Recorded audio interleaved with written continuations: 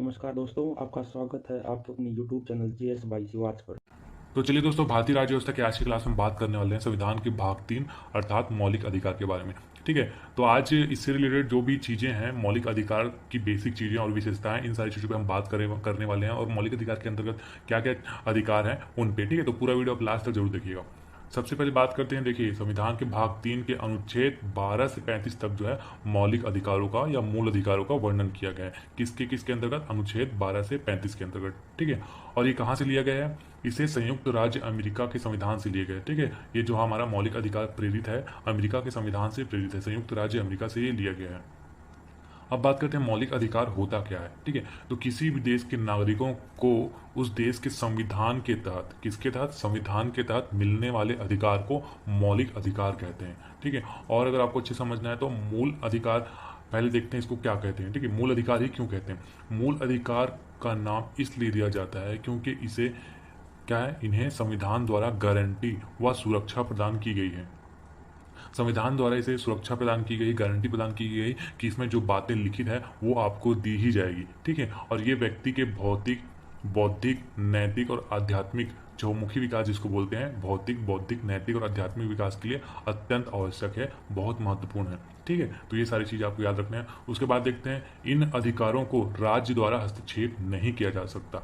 अगर आपको यहाँ पे राज्य देख के कंफ्यूज नहीं होना है, संविधान में जहाँ जहाँ भी राज्य लिखा होता है उसका मतलब एक स्टेट नहीं होता, जबकि विभिन्न तरह की वो सरकारी संस्थाएं, गवर्नमेंट संस्थाएं होती हैं जिनके द्वारा कानून का पालन किया जाना चाहिए। ठीक है, तो इन अधिकारों को राज्य सरकार मतलब तमाम सरकारें, ठीक है, एक तरह से बोल दो कि देश की समस्त सरकारें द्वारा हस्तक्षेप नहीं किया जा सकता। ठीक है, इन्हें न्यायालय द्वारा प्रवर्तित किया जा सकता है। ये बहुत इंपॉर्टेंट है, ये दोनों ये हमेशा पूछे जाते हैं। ठीक है, किसी राष्ट्र द्वारा हस्तक्षेप किया जा सकता है कि नहीं? न्यायालय द्वारा प्रवर्तित मतलब अगर इसका कोई उल्लंघन करे, आपके जो संविधान में मौलिक अधिकार का वर्णन है, अगर उसका कोई उल्लंघन करता है तो आप न्यायालय में जाकर आप विरोध कर सकते हो कि मेरे मौलिक अधिकार का हनन हुआ है। ठीक है, तो न्यायालय इसकी रक्षा करता है, इसलिए इसे वाद योग्य है भी बोलते हैं।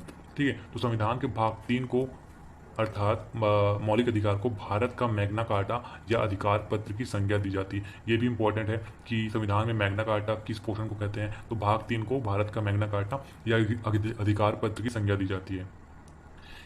अब मौलिक अधिकार की बात करें तो इसमें लंबी और विस्तृत सूची में न्याय संगत, ठीक है, जिस पे वही वाद योग्य है, ठीक है, वही हो गया, न्याय संगत मूल अधिकारों का उल्लेख किया गया है। वास्तव में मूल अधिकार के संबंध में जितना विस्तृत विवरण हमारे संविधान में प्राप्त होता है उतना विश्व के किसी भी देश में नहीं मिलता, चाहे वो अमेरिका ही क्यों हो। ठीक है, मतलब मौलिक अधिकारों का इतना विस्तृत उल्लेख किया गया है संविधान में। वैसे तो हम अमेरिका से प्रेरित हैं, लेकिन हमने अमेरिका से भी अच्छा खासा मौलिक अधिकार तैयार करके रखा हुआ है संविधान में। ये सारी बातें यहाँ पे लिखी हुई है। अब मूल अधिकार जो है आज की डेट में हमारे पास, उसका प्रारूप तैयार कौन किया था? पंडित जवाहरलाल नेहरू ने इनका प्रारूप जो है, प्रोटोटाइप तैयार किया था। इन अधिकारों का उल्लंघन नहीं किया जा सकता। ठीक है, अगर उल्लंघन होता है तो आप न्यायालय की सहायता ले सकते हैं। ये न्याय योचित है, मतलब आप न्यायालय जा सकते हैं अगर आपका इसका उल्लंघन होता है। ठीक है, ये व्यक्ति को अदालत जाने की अनुमति देता है जब भी इसका उल्लंघन होता है। ठीक है, तो ये चीज़ आप याद रखिएगा। इन्हें उच्चतम न्यायालय द्वारा, उच्चतम न्यायालय मतलब सुप्रीम कोर्ट हो गया, ठीक है, द्वारा गारंटी व सुरक्षा प्रदान की जाती है कि अगर आपके किसी मौलिक अधिकार का उल्लंघन होता है तो उच्चतम न्यायालय गारंटी देता है कि उसकी सुरक्षा के, कि हम आपकी इस अधिकार का रक्षा करेंगे। आप अगर आपको कुछ दिक्कत हुई तो आप हमारे पास आ सकते हो। ठीक है, संविधान संशोधन प्रक्रिया के अतिरिक्त इन्हें किसी भी तरह से बदला नहीं जा सकता। ठीक है, अगर मौलिक अधिकार में उल्लेखित जो भी बातें लिखी हुई है उसको आप संविधान संशोधन प्रक्रिया के अतिरिक्त कोई भी सामान्य कानूनी प्रक्रिया के तहत आप इसे बदल नहीं सकते।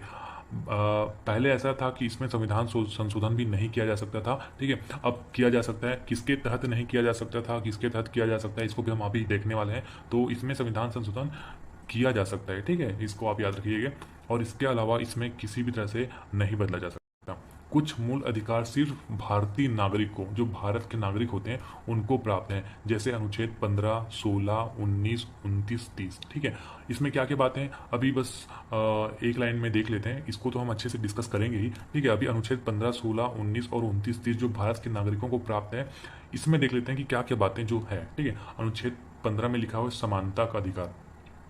सामाजिक समानता। ठीक है, तो सामाजिक समानता मतलब सबको समाज की नज़र में समान भाव से देखा जाएगा, तो ये जो है सिर्फ भारत के नागरिकों के लिए है। ठीक है, और अनुच्छेद 16 में शासकीय सेवाओं में अवसरों की समानता, जो शासकीय सेवाएं होते हैं उसमें अवसरों की समानता जो है सिर्फ भारतीय नागरिकों के लिए है। विचार एवं अभिव्यक्ति की स्वतंत्रता है अनुच्छेद 19 में। ठीक है, ये भी भारतीय नागरिकों के लिए है। और अनुच्छेद 29 और 30 में अल्पसंख्यकों की बोली भाषा लिपि से संबंधित इनमें अनुच्छेद उपबंध है। तो ये जो चीज़ें हैं ना 15, 16, 19 और 29, 30, ये सिर्फ भारतीय नागरिकों के लिए है। ठीक है, कुछ मूल अधिकार भारत भूमि पर जो भारत में रहते हैं, चाहे वो देसी हो विदेशी नागरिक हो, सबको प्राप्त है। ये कौन कौन से हैं? 14, 20, 21 और 25। इसको भी देख लेते हैं कि इसमें क्या क्या है। 14, विधि के समक्ष समानता, मतलब कानून के समक्ष सभी समान हैं। ठीक है।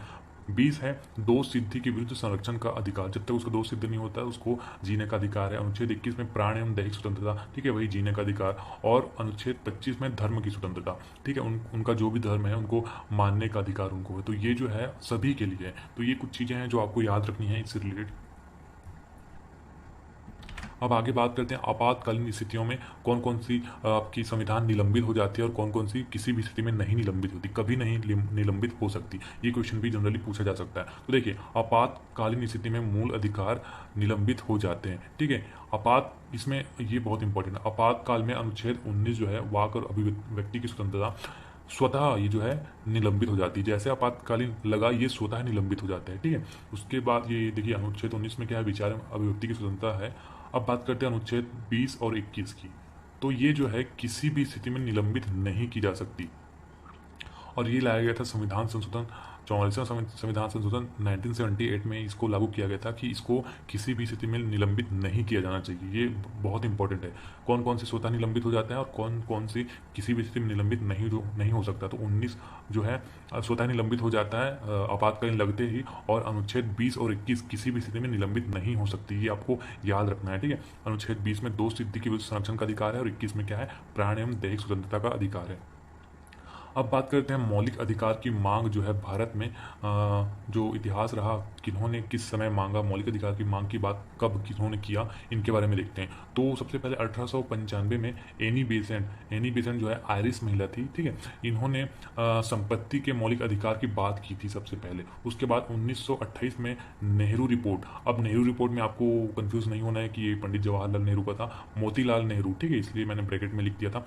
इनके तहत भारत में संविधान में मूल अधिकारों को सम्मिलित किया जाए, ये इन्होंने ऐसी बात रखी थी। उसके बाद 1931 में कांग्रेस के कराची अधिवेशन में, ठीक है, किस अधिवेशन में, कराची अधिवेशन में अध्यक्ष थे सरदार वल्लभ भाई पटेल। इनकी अध्यक्षता में भी मूल अधिकार को रखने की बात की गई। उसके बाद 31 में महात्मा गांधी ने जो द्वितीय गोलमेज सम्मेलन में जो महात्मा गांधी ने भाग लिया था उसमें भी इन्होंने बात की थी कि हमारे संविधान में एक मूल अधिकार हो। ठीक है, तो ये सारी चीज़ें आप याद रखिएगा, ये पूछा जा सकता है, इंपॉर्टेंट है।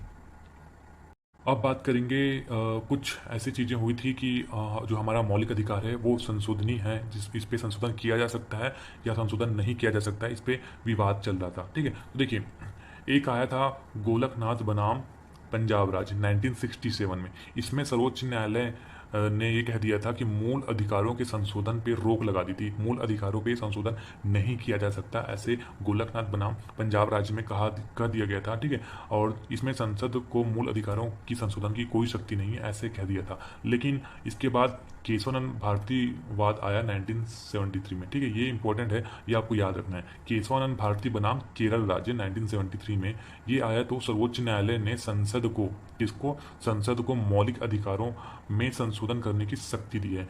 इस वाद में सर्वोच्च न्यायालय ने यह कह दिया कि आप मूल अधिकार में संशोधन कर सकते हैं, संसद को ये शक्ति दे दी गई, परंतु यह शक्ति असीमित नहीं है, मतलब आप जैसा चाहो उस आधार पर मूल अधिकार पे परिवर्तन नहीं कर सकते। ठीक है, संसद मूल अधिकारों का संशोधन तो कर सकती है लेकिन उनके आधारभूत तत्वों को परिवर्तित नहीं कर सकती। ठीक है, मतलब उसमें कुछ चीज़ें ऐसी हैं जो वो रहनी ही चाहिए, उस पर आप परिवर्तित नहीं कर सकते। इस वाद में ही न्यायालय द्वारा मूल अधिकारों को मूलभूत ढांचा माना गया। जिसको मूलभूत ढांचा मान लिया जाता है, ठीक है, उस पर आप अनियंत्रित नहीं कर सकते, असीमित उसमें परिवर्तन नहीं कर सकते, उसमें ऐसा परिवर्तन कर सकते हो जिससे उसकी जो है गरिमा बनी रहे। ठीक है, तो आपको ये चीज़ याद रखनी है। अब बात करते हैं, अब ये मौलिक अधिकार जो है संशोधनित हो गई, किससे, केशवानंद भारती बनाम केरल राज्य से। तो इसमें संशोधन भी हुआ, तो संशोधन कब हुआ, 44वां संशोधन 1978 में। तो इसमें क्या क्या चीज़ें हुई इस पर देखते हैं। मूल संविधान में मौलिक अधिकारों की संख्या क्या थी? टोटल 7। जब वो संविधान बना तो मौलिक अधिकारों की संख्या जो थी वो 7 थी। 44वें संविधान संशोधन में संपत्ति के अधिकार को हटाकर मौलिक अधिकार की सूची से हटा दिया गया और इसको भाग 12 के अध्याय 4 के अनुच्छेद 300 क में स्थान दे दिया, जिसको संपत्ति के अधिकार को मौलिक अधिकार से हटाकर भाग 12 के अनुच्छेद 300 क में स्थान दिया गया। अब संपत्ति का अधिकार क्या है? सिर्फ कानूनी अधिकार है, मौलिक अधिकार नहीं रह गया। ठीक है, अगर आपको कुछ चीज हुआ तो आप कानूनी इसका हेल्प ले सकते हो, ये मौलिक अधिकार आपका नहीं रहा। ठीक है, जिसका विनिमय साधारण विधियों द्वारा बनाकर किया जा सकता है। ठीक है, तो ये जो है साधारण विधि से जो कानूनी अधिकार रहता है, जो कानून रहता है, उसको हम साधारण विधि से बना सकते हैं। ठीक है, लेकिन मौलिक अधिकार को हम परिवर्तन करने के लिए उसमें संविधान संशोधन करना पड़ता है। ठीक है, तो इसमें संविधान संशोधन करने की जरूरत नहीं रही अब। ठीक है, इस तरह मूल अधिकारों की संख्या 7 से घटकर वर्तमान में कितनी हो गई है? 6।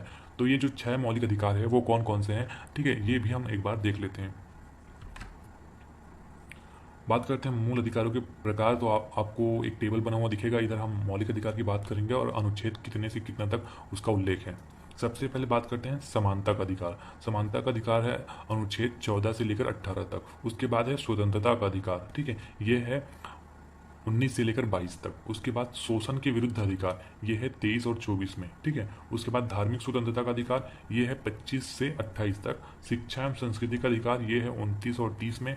संपत्ति का अधिकार जो था, मैंने जैसे कि बताया 44वां संशोधन 1978 में हटा दिया गया है और भाग 12 के 300 क में शिफ्ट कर दिया गया है और ये जो सिर्फ कानूनी अधिकार रह गया है, ये अनुच्छेद 31 में था, वर्तमान में ये नहीं रहा है। ठीक है, अब हुआ 5 देख लिया। छठवां जो है संवैधानिक उपचारों का अधिकार, जिसे अनुच्छेद 32 में रखा गया और ये डॉक्टर अंबेडकर के अनुसार इसे संविधान की आत्मा भी कहा जाता है। तो ये जो 6 अधिकार है मौलिक अधिकार, उसको आप याद रखिएगा। समानता, स्वतंत्रता, शोषण, धार्मिक स्वतंत्रता, शिक्षा एवं संस्कृति। ठीक है, उसके बाद संवैधानिक उपचारों का अधिकार। तो ये सारी चीज़ें जो है आज के क्लास में बस इतना ही पढ़ेंगे दोस्तों, आपको याद रखना है।